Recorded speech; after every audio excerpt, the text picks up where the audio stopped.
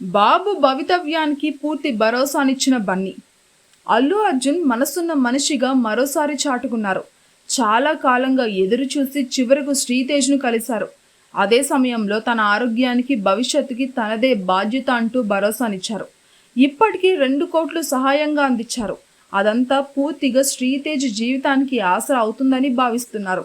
దానికి తగ్గట్టుగా సంపూర్ణంగా కోలుకొని తిరిగి సాధారణ జీవితానికి వచ్చే వరకు అండగా ఉంటామని అల్లు అర్జున్ చెప్పడం విశేషం. కిమ్స్ ఆసుపత్రిలో చికిత్స పొందుతున్న శ్రీతేజ్ను కలిసేందుకు అల్లు అర్జున్ చెయ్యని ప్రయత్నం అంటూ లేదు.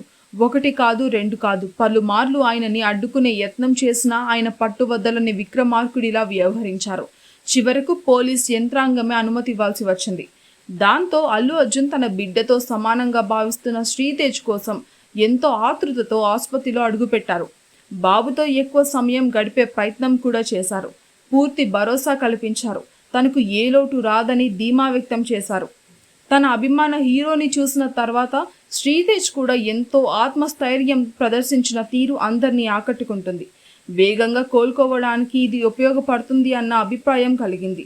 తన ప్రమేయం లేకుండా జరిగిన తప్పిదానికి కూడా ప్రాయశ్చిత్తంగా సాగుతున్న అల్లు అర్జున్ తీరు బాధితుణ్ణి కలిసిన సమయంలో అందరి మనసును హత్తుకుంది.